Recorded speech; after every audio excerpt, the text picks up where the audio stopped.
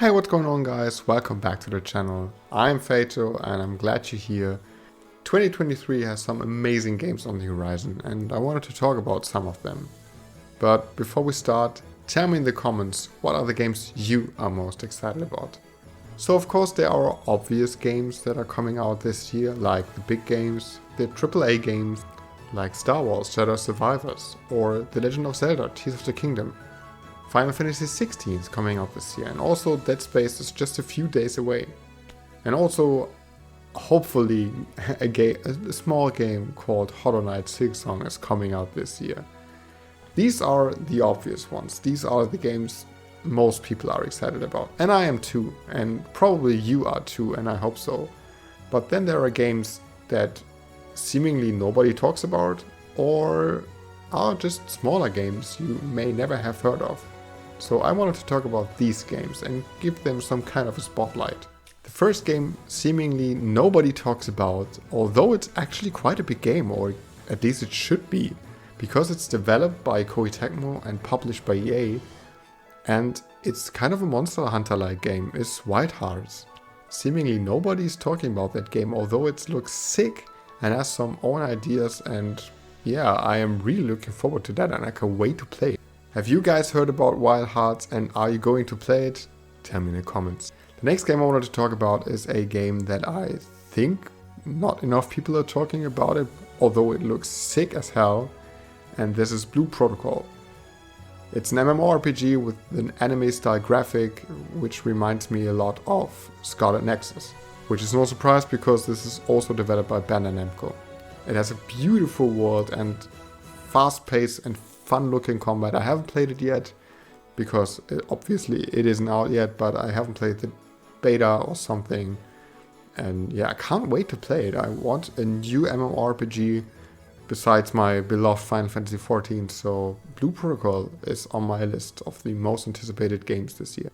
And speaking of RPGs, and you will notice this in this video if you haven't already, I am a huge RPG fan, so of course there has to be one action RPG, and this one too has an anime style, and we soon will get information about that game, and I can't wait for that because I am really thirsty for some new footage of this game, and this is Granblue Fantasy Relink. Granblue Fantasy Relink is an anime style action RPG with some crazy moves and kind of a more cinematic approach to the action sequences.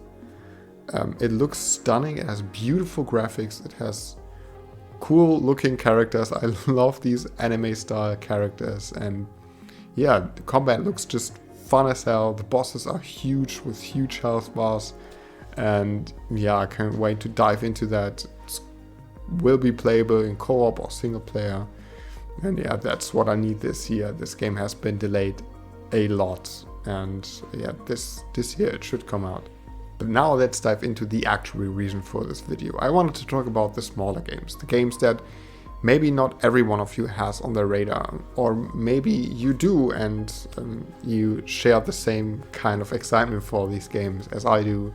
So let's just talk about them. The first game you could have heard of if you are kind of an indie RPG kind of guy, because it was the most successful Kickstarter campaign for a video game, and this is Eiyuden Chronicles 100 Heroes. Eiyuden Chronicles 100 Heroes is a game that is developed by some of the developers of Suikoden 1 and 2, and it has an incredible mix of 2D and 3D graphics, and you can actually and literally recruit over 100 heroes, over 100 playable characters for your party, which is of course kind of a spiritual successor of Suikoden 1 and 2. It will have a mature story about war and obviously fun looking combat, and I can't wait to play this game. I'm waiting for this for a long time now, and it should come out this year. Eiyuden Chronicles 100 Heroes definitely on my list. And you can't talk about Eiyuden Chronicles 100 Heroes coming out this year without mentioning Suikoden 1 and 2 Remaster coming out this year. I never played the original Suikoden 1 and 2, I only played the fifth one, I guess it was, on the PlayStation 2, and it was way back, like in 2006 or something. I don't know, I can't remember.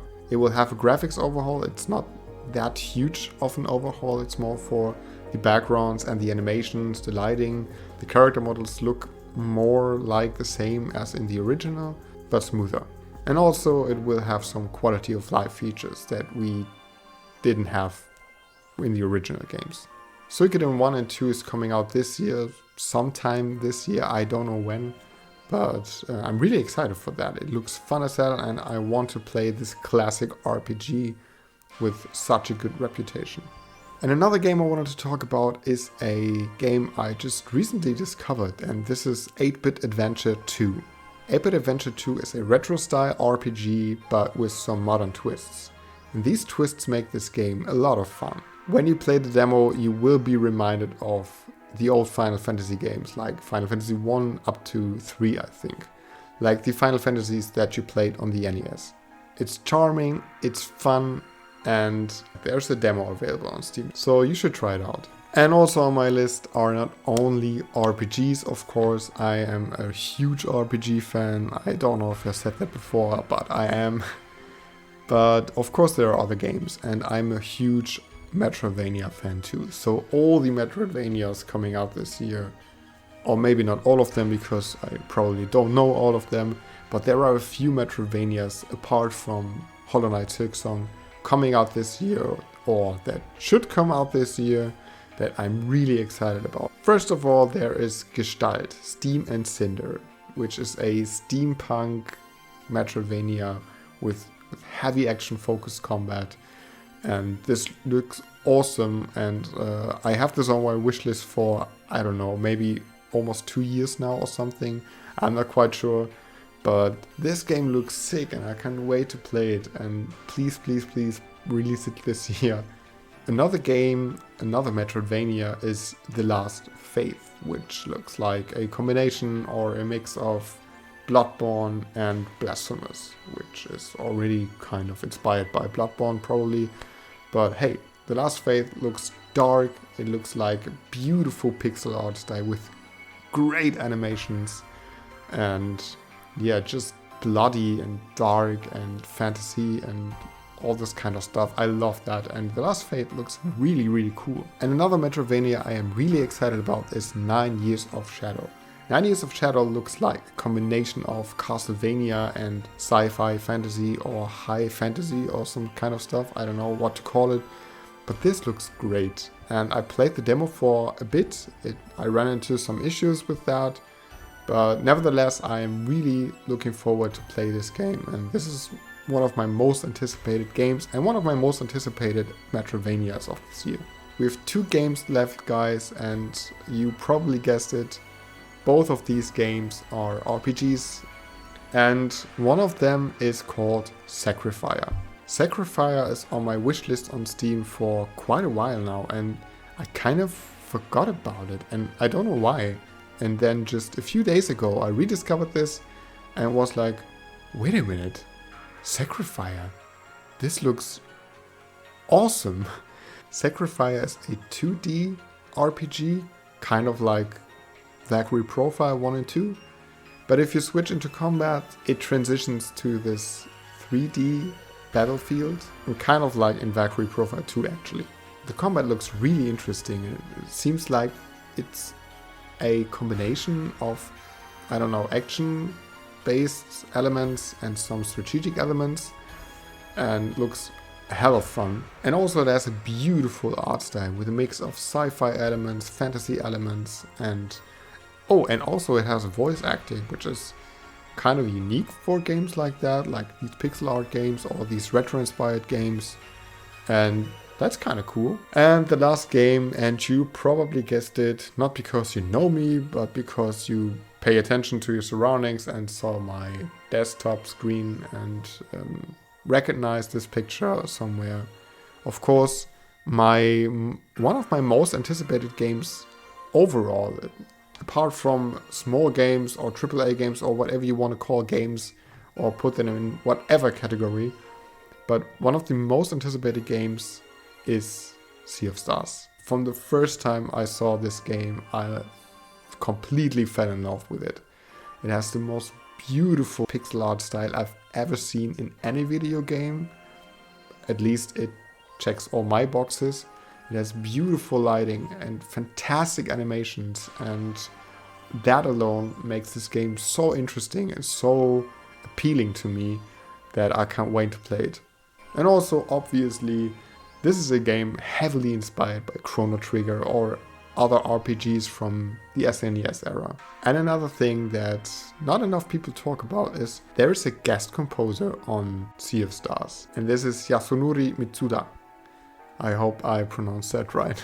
He worked on games like Chrono Trigger, Chrono Cross and Xenoblade Chronicles 2, and all these soundtracks are amazing. Sea of Stars is a retro-inspired RPG like you already know, or like I already said, but it will come with its own twist. So Sea of Stars is one of my most anticipated games, and between you guys and me, I will probably take a vacation day or two just to play this game quiet, alone in my room, nobody talking, no work to do or something, and just dive into this world. And I really want to play Sea of Stars. So that was it, guys. What did I miss? Did I miss a game that you have on your list? What are you most excited about?